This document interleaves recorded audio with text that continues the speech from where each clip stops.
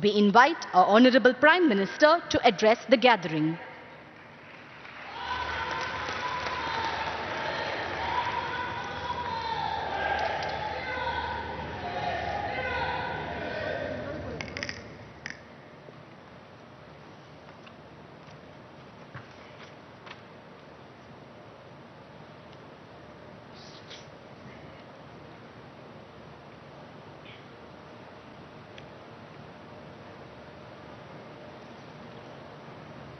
Governor of Tamil Nadu, Sri Banwarilal Purohit ji, Chief Minister of Tamil Nadu, Sri Palaniswamy ji, Deputy Chief Minister, Sri OPS, my colleague Prahlad Joshi ji, Minister in the Tamil Nadu government, Sri Velumani ji, dignitaries, ladies and gentlemen, Vanakkam.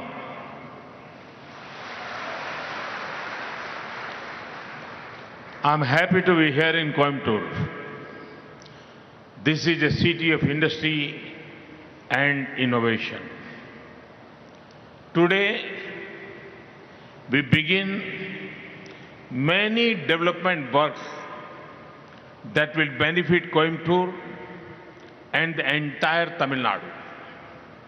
Friends, the foundation stone to modernize the Bhavani Sagar Dam is being laid. This will irrigate over 2 lakh acres of land. The districts of Erode, Tirupur, Karur will especially benefit from this project. This project will be of great benefit for our farmers. I am reminded of the words of the great Thiruvalluvar. He said, Alutundu Valvare, Valvar Matrelam, Tolutundu Pinsel power. It means the farmers are the one who truly live and all others live because of them, worshipping them. Tamil Nadu ஆளுநர் பன்வாரிலால் புரோஹித் அவர்களே, தமிழ்நாடு முதலமைச்சர் Edappadi K Palaniswami அவர்களே, தமிழ்நாடு துணை முதலமைச்சர் ஓ பன்னீர்செல்வம் அவர்களே, என் அமைச்சரவை சகாக்களான பிரகலாத் ஜோஷி அவர்களே, தமிழக அமைச்சர் வேலுமணி அவர்களே, பெரியோர்களே, சகோதர சகோதரிகளே, வணக்கம். இன்று இங்கே கோயம்புத்தூரில் நான் இருப்பது எனக்கு அளவில்லா மகிழ்ச்சியை அளிக்கின்றது. இது தொழில் நகரம், புதுமைகள் படைக்கும் நகரம். இன்று கோயம்புத்தூருக்கும் ஏன் ஒட்டுமொத்த தமிழ்நாட்டுக்கும் நன்மை பயக்கும் பல்வேறு வளர்ச்சி திட்டங்களை தொடங்கி இருக்கின்றோம். நண்பர்களே, பவானி சாகர் அணையை நவீனப்படுத்துவதற்கான அடிக்கல் நாட்டப்பட்டு இருக்கின்றது. இது 2 லட்சம் ஏக்கருக்கும் அதிகமான நிலத்துக்கு நீர்ப்பாசனம் அளிக்க உதவும். குறிப்பாக இத்திட்டத்தின் வாயிலாக ஈரோடு, திருப்பூர், கரூர் ஆகிய மாவட்டங்கள் நல்ல பயனை பெறும். நமது விவசாயிகளுக்கு இத்திட்டம் பேருதவியை அளிக்கும். இத்தருணத்தில் வான் புகழ் வள்ளுவரின் குரல் ஒன்று என் நினைவுக்கு வருகின்றது. உழுதுண்டு வாழ்வாரே வாழ்வார், மற்றெல்லாம் தொழுதுண்டு பின் செல்பவர். இதன் பொருள், உழவு செய்து அதனால் கிடைத்ததை கொண்டு வாழ்கின்றவரே சிறப்பான வாழ்க்கை வாழுகின்றவர். மற்றவர் எல்லோரும் அவரை தொழுது bill சென்கின்றவரே. Friends, Tamil Nadu is making a major contribution to India's industrial growth. One of the basic needs for industry to grow is continuous power supply. Today, I am happy to dedicate to the nation two major power projects and lay the foundation for one more power project. The 709 megawatt solar power project is developed by Neyveli Lignite Corporation India Limited in Tirunelveli, Thoothukudi, Ramanathapuram and Virudunagar districts. The cost of this project is over 3,000 crore rupees. Another 1,000 megawatt thermal power project of NLC constructed at a total cost of almost 7,800 crore rupees will be of a great benefit to Tamil Nadu. Over 65% of power generated in this project will be given to Tamil Nadu. நண்பர்களே, இந்தியாவின் தொழில் வளர்ச்சியில் தமிழ்நாடு முக்கிய பங்காற்றி வருகின்றது. தொழில்துறை வளர்ச்சிக்கு அடிப்படை தேவைகளில் ஒன்று தடையில்லா மின்சாரம் ஆகும். நாட்டுக்கு 2 முக்கிய மின் திட்டங்களை அர்ப்பணித்ததிலும் ஒரு புதிய மின் திட்டத்திற்கு அடிக்கல் நாட்டியதிலும் நான் பேருவகை அடைகின்றேன். திருநெல்வேலி, தூத்துக்குடி, ராமநாதபுரம், விருதுநகர் ஆகிய மாவட்டங்களில் நெய்வேலி பழுப்பு நிலக்கரி நிறுவனம் 709 மெகாவாட் திறன் கொண்ட சூரிய மின்சக்தி திட்டத்தை சுமார் 3000 கோடி ரூபாய் செலவில் செயல்படுத்தி இருக்கின்றது. மேலும் தமிழ்நாட்டுக்கு பெரும் நன்மை பயக்கும் வகையிலே நெய்வேலியில் 1000 மெகாவாட் திறன் கொண்ட ஒரு புதிய அனல் மின் திட்டம் சுமார் 7,800 கோடி ரூபாய் செலவில் உருவாக்கப்பட்டுள்ளது. இதன் உற்பத்தியில் 65% அதிகமான மின்சாரம் தமிழ்நாட்டுக்கே வழங்கப்படும். Friends, Tamil Nadu has a glorious history of sea trade and port-led development. I am happy to launch various projects related to V.O. Chidambaram Nagar Port, Thoothukudi. We recall the efforts of the great freedom fighter VOC. His vision for a vibrant Indian shipping industry and maritime development inspire us greatly. The projects launched today will further strengthen the cargo handling ability of the port. It will even support the Green Port Initiative. Apart from this, we will take further steps to make the port into a big transshipment port in the East Coast.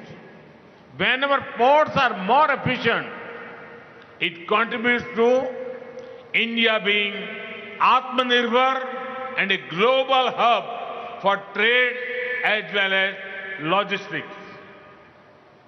நண்பர்களே, கடல் வணிகம் மற்றும் துறைமுகம் sir வளர்ச்சி குறித்த மிகச்சிறந்த வரலாற்றை கொண்டது தமிழ்நாடு. தூத்துக்குடி வ.உ. சிதம்பரனார் துறைமுகம் தொடர்பான பல்வேறு திட்டங்களை தொடங்கி வைத்ததில் நான் பெருமகிழ்ச்சி அடைகிறேன். மகத்தான சுதந்திர போராட்ட வீரரான வ.உ. சிதம்பரனாரின் சீரிய முயற்சிகளை இத்தருணத்தில் நாம் நினைவில் கொள்ள வேண்டும். துடிப்பு நிறைந்த இந்திய கப்பல் போக்குவரத்து மற்றும் கடல்சார் மேம்பாடு குறித்த அவருடைய தொலைநோக்கு நமக்கெல்லாம் பெரும் உத்வேகத்தை அளிக்கிறது. இன்று ஆரம்பித்து வைக்கப்பட்ட திட்டங்கள் இத்துறைமுகத்தின் சரக்கு கையாளும் திறனை மேலும் வலுப்படுத்துவதோடு பசுமை துறைமுகம் சார்ந்த முன்முயற்சிக்கு உறுதி சேர்க்கும். இது மட்டுமல்லாது இந்தியாவின் கிழக்கு கடற்கரையில் உள்ள துறைமுகங்களில் வஉசி துறைமுகத்தை பெரும் சரக்கு கப்பல்களை கையாளும் திறன் கொண்ட துறைமுகமாக மேம்படுத்தவும் உரிய நடவடிக்கைகளை மேற்கொள்வோம். நமது துறைமுகங்களின் திறன் கூடும்போது தற்சார்பு பாரதத்திற்கான பங்களிப்பை அளிக்க முடிவதுடன் உலக அளவில் வர்த்தகம் மற்றும் சரக்கு கையாளும் மையமாக இந்தியா உருப்பெறுவதற்கும் உதவுகின்றது. The government of India's commitment to port-led development can be seen through the Sagar Mala scheme. About 575 projects at a total cost of over 6 lakh crore rupees have been identified for implementation during 2015 to 2035 period. These works cover port modernization, new port development, port connectivity enhancement, port link industrialization and coastal community development. துறைமுகம் sir வளர்ச்சி குறித்த இந்திய அரசின் நிலைப்பாட்டை சாகர் மாலா திட்டத்தின் மூலம் நம்மால் நன்கு உணர முடியும். இத்திட்டத்தின் கீழ் 2015ஆம் ஆண்டு முதல் 2035ஆம் ஆண்டு வரையில் சுமார் 6 லட்சம் கோடி ரூபாய் செலவில் 575 திட்டங்கள் செயல்படுத்தப்பட உள்ளன. இவற்றுள் துறைமுகங்களை நவீனமயமாக்கல், புதிய துறைமுகங்களை உருவாக்குதல், இணைப்புச் சாலைகள் விரிவாக்கம், துறைமுகத்தோடு தொடர்புடைய தொழில் வளர்ச்சி, கடற்கரை பகுதி மக்களின் மேம்பாடு ஆகியவை அடங்கும். I am also happy to note that a new multimodal logistics park is going to be launched soon at Mapedu near Sri Perumbuduram in Chennai. The 8-laning of Korampalam Bridge and rail overbridge was also taken up under Sagarmala program. The project will facilitate seamless and congestion-free transit to and from the port. It will also further reduce the turnaround time of the cargo trucks. இது மட்டுமல்லாமல் சென்னை ஸ்ரீபெரும்புதூருக்கு அருகில் உள்ள ஊரான மாப்பேட்டில் பல்வகை சரக்குகளையும் கையாளும் ஒரு புதிய பூங்கா விரைவில் தொடங்கப்பட இருக்கின்றது என்பதை மகிழ்ச்சியோடு இந்த தருணத்தில் பகிர்ந்து கொள்கிறேன். சாகர் மாலா திட்டத்தின்படியே வஉசி துறைமுக பகுதியில் உள்ள கோரம்பள்ளம் பாலம் 8 வழி சாலையாக விரிவுபடுத்தப்பட உள்ளது. ரயில் மேம்பாலம் உருவாக்கப்பட்டுள்ளது. இதன் பயனாக துறைமுகத்திற்கு வந்து செல்லும் வாகனங்களால் ஏற்படும் கடும் நெரிசல் தவிர்க்கப்பட்டு தடையற்ற போக்குவரத்து உறுதி செய்யப்படுகின்றது.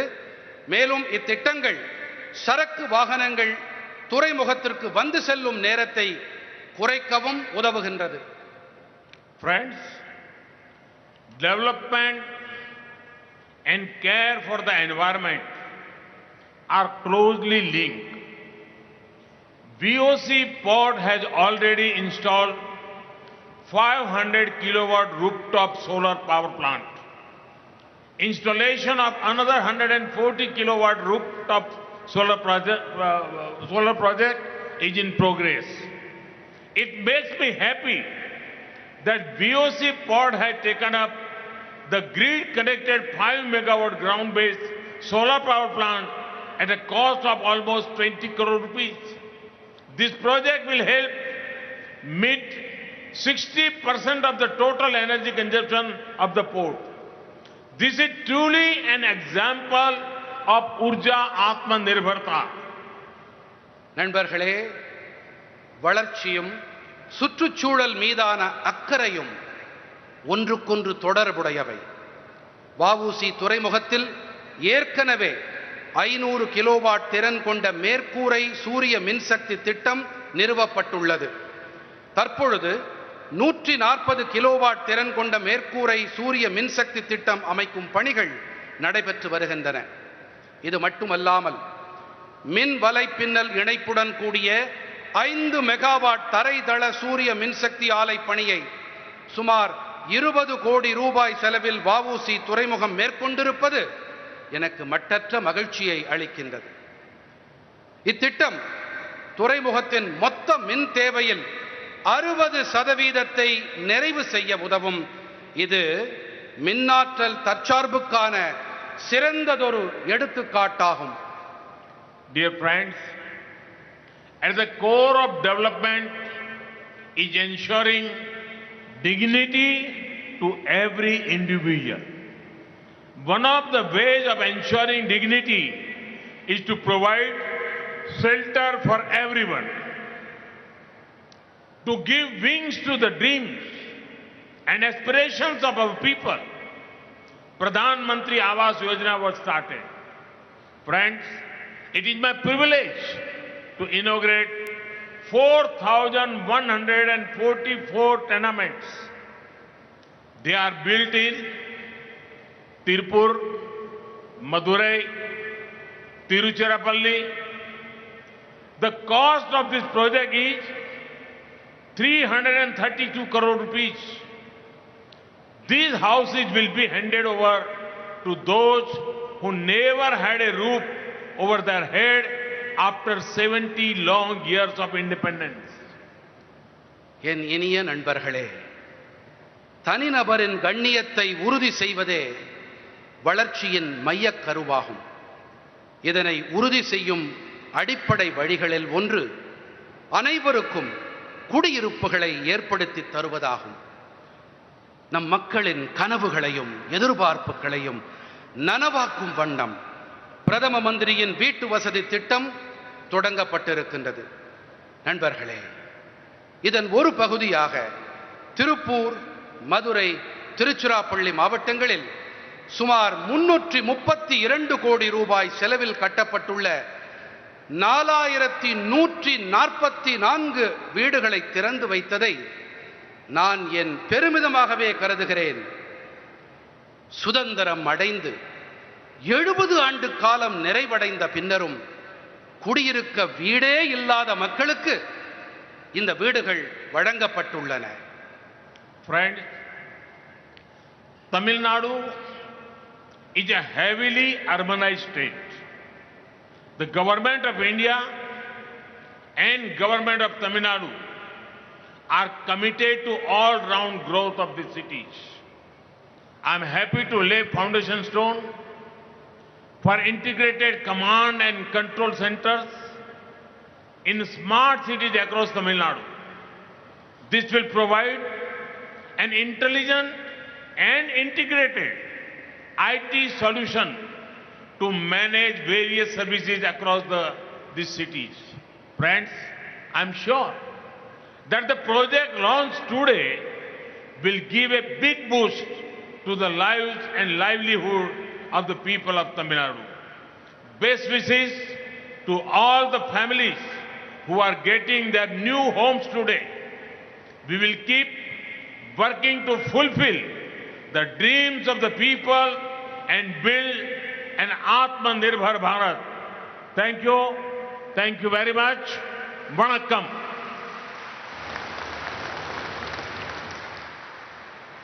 நேசம் நிறை நண்பர்களே, தமிழ்நாடு அதிக நகர்மயமான மாநிலமாகும்.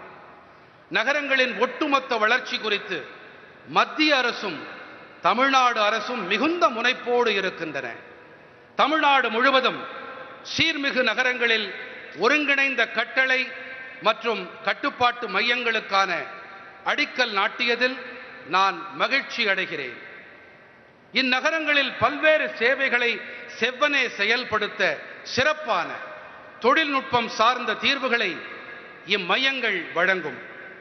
நண்பர்களே, இன்று தொடங்கப்பட்டிருக்கும் திட்டங்கள் அனைத்தும் தமிழ்நாட்டு மக்களின் வாழ்விற்கும் வாழ்வாதாரத்திற்கும் மிகப்பெரிய உந்து சக்தியாக விளங்கும் என்று நான் உறுதியாக நம்புகிறேன்.